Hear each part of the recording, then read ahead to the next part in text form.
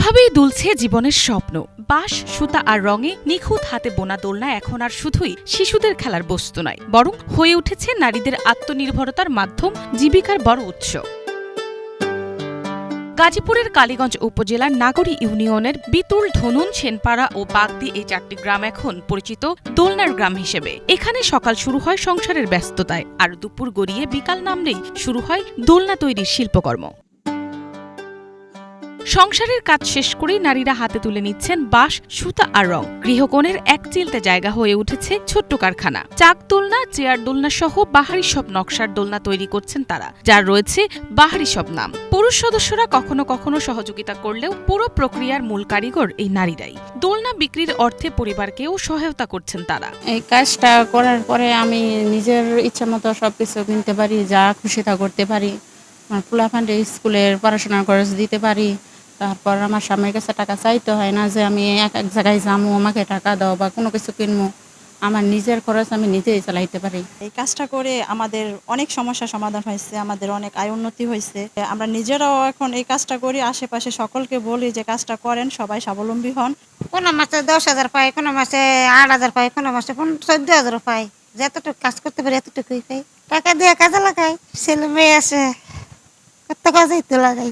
বাঁশ কেটে কাঠামো তৈরি, রং দিয়ে রঙিন করে তোলা, সুতা দিয়ে সূক্ষ্ম নকশা বসানো, সব কাজই চলে ঘরের মধ্যেই। এখান থেকেই তৈরি দোলনা চলে যাচ্ছে দেশের নানা প্রান্তে। দেশের গণ্ডি পেরিয়ে এসব পণ্য রফতানি হচ্ছে বিদেশেও। এই কাজটা শুরু হচ্ছে আমরা 2018 সাল থেকে শুরু করছি।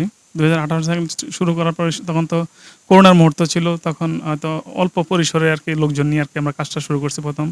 আর আমাদের এই প্রোডাক্টগুলো আগে বাইরে থেকে আমদানি করা হইতো। তো আমরা যখন বাংলাদেশে এগুলো কাজগুলো শুরু করছি, করার পরে আমাদের বাইরে থেকে আমদানি করতে হয় না। তো আমরা হয়তো পরিসরে ছোট পরিসর দিয়ে করতে করতে এখন আমাদের প্রায় 120 জনের মতো আমাদের শ্রমিক আছে।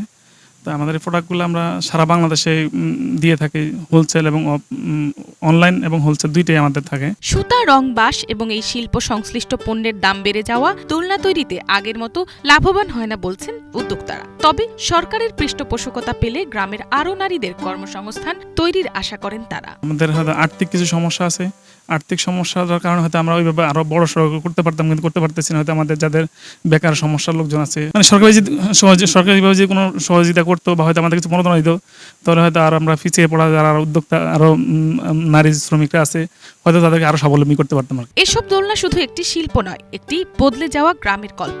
এখানকার নারীরা এখন আর কেবল গৃহিণী নন, তারা উদ্যোক্তা, কারিগর। এই শিল্পকে ঘিরে গড়ে উঠেছে নতুন কর্মসংস্থান, বাড়ছে পরিবারের আয়, বদলে যাচ্ছে সামাজিক চিত্র।